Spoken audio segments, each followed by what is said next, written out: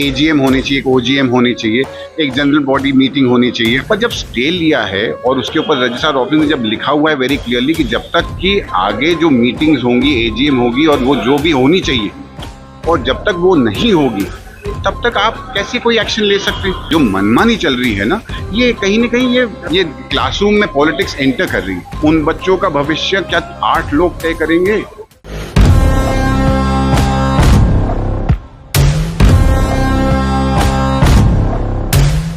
लोकतांत्रिक तरीके से चुनाव हुआ जाए, समय पे हुआ जाए, और जितने डेली कॉलेज के ओल्ड एलियंस हैं, कुछ 5,000 से 6,000 लोग हैं, वो सब आए और अपना वोट नए बोर्ड के लिए डालें। डेली कॉलेज को गवर्न कर रहा है, वो अपनी निजी जरूरतों को देख रहा है। स्कूल के लिए कुछ भी नया नहीं किया जा रहा है।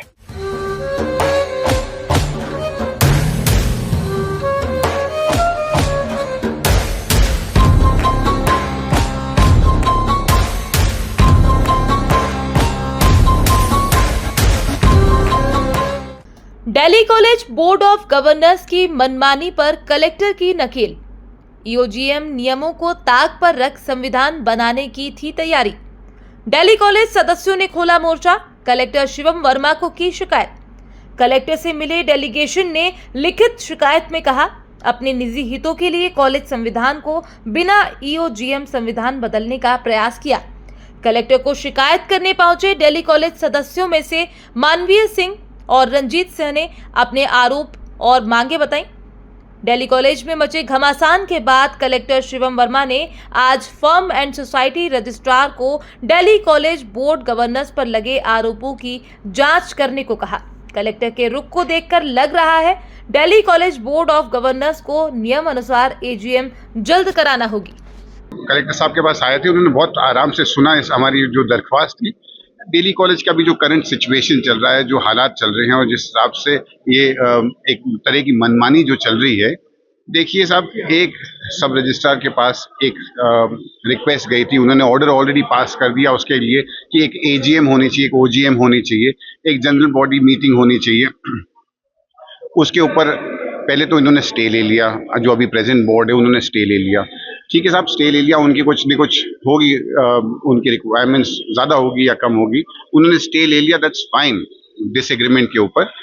पर जब स्टे लिया है और उसके ऊपर रजिस्ट्रार ऑफिस में जब लिखा हुआ है वेरी क्लियरली कि जब तक कि आगे जो मीटिंग्स होंगी, एजीएम होगी और वो जो भी होनी चाहिए, और जब तक वो नहीं होगी तब तक आप कैसे कोई एक्शन ले सकते हैं?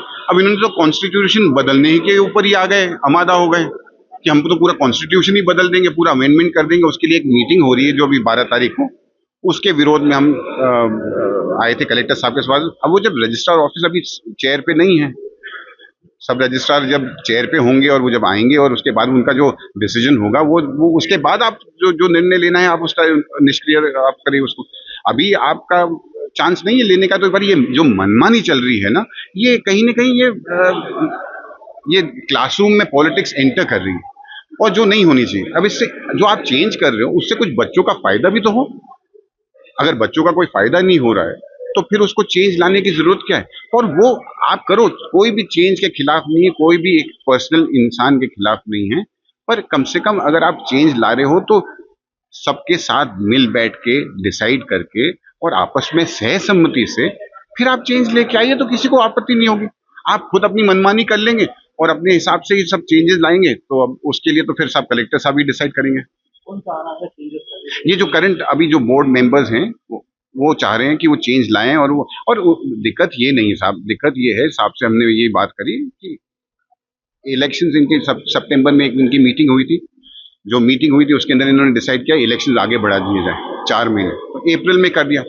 इनका टेन्योर खत्म होता है दिसंबर 12 तारीख को। जब दिसंबर 12 को आपका टेन्योर खत्म हो रहा है तो आप चेंज लाके और अब किसको क्या दिखाना चाहते हैं? या तो आप पहले लेके आते ताकि एजीएम होती है उसके सामने सब मिल बैठ के और सब डिसाइड करते। पर 8 लोग डिसाइड करें इस पूरे के पूरे बच्चों के भविष्य को, सब ये सब रजिस्ट्रार साहब ने लिखित में दे दिया है कि ये नहीं हो सकता है। आपको पूरी सर्वसम्मति से सब एजीएम बुला के, ओजीएम बुला के सबके साथ निर्णय लेके उसके बाद आपको जो चेंजेस लेके आने हैं ये सब उसके बाद होंगे। अब उसके ऊपर अगर आप स्टे लेके आ गए हैं और अगर आपने स्टे ले लिया है तो उससे हमें कोई आपत्ति नहीं है, वो डिसाइड करेंगे सब रजिस्ट्रार। अब जब वो डिसाइड करेंगे तो उससे पहले आप अपना कॉन्स्टिट्यूशन पहले ही निकाल दो और अपने ही बोल दो कि अब हम तो सर्वसम्मत आदमी है और बिल्कुल we are the masters of the entire craft. तो साहब फिर कोई ना कोई तो ऑब्जेक्शन लेगा और कोई ना कोई तो उठ के और बोलेगा कि साहब थोड़ा सा हमारे तरफ भी तवज्जो दे दो, और हमारे तरफ दो या नहीं दो उससे कोई लेन देन नहीं, पर कम से कम बच्चों की तरफ तो तवज्जो दे दो। उन बच्चों का भविष्य क्या 8 लोग तय करेंगे और अपनी मनमानी से करेंगे, अपनी मनमर्जी से करेंगे। तो उस हिसाब से कलेक्टर साहब ने आज हमें टाइम दिया था, हम गए, मिले और बहुत अच्छी मीटिंग रही और काफी लंबी मीटिंग रही।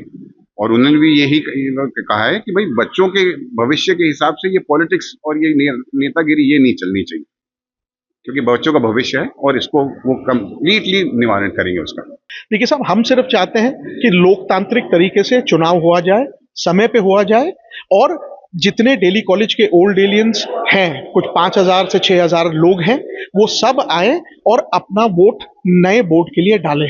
जो अभी बोर्ड डेली कॉलेज को गवर्न कर रहा है वो अपनी निजी जरूरतों को देख रहा है, स्कूल के लिए कुछ भी नया नहीं किया जा रहा है। आज की तारीख में 150 साल का ये जो स्कूल है, इसको आगे बढ़ावा देने के लिए छोटे छोटे व्हाट्सएप के मैसेजेस की जरूरत नहीं है। ये दिल्ली कॉलेज से डेलीगेशन आया था, जो पूर्व जो उनके एलुमनाई एसोसिएशन के और उनके छात्र हैं उनकी तरफ से आया था, और उन्होंने ये मांग करी है कि उनके यहाँ एजीएम की बैठक नहीं हो रही है। उनकी ये मांग थी कि जब तक एजीएम की बैठक ना हो तब तक ये जो फैसले होते हैं इनके कुछ संवैधानिक प्रकार के उनको ना लिया जाए। तो इसके लिए जो हमारे फाउंडेशन सोसाइटीज के रजिस्ट्रार हैं उनको निर्देशित किया गया है कि वो इस मामले को जाकर तहकीकात करें और जो भी यथानुसार नियमानुसार जो चीजें होती हैं उसके हिसाब से कार्रवाई करें।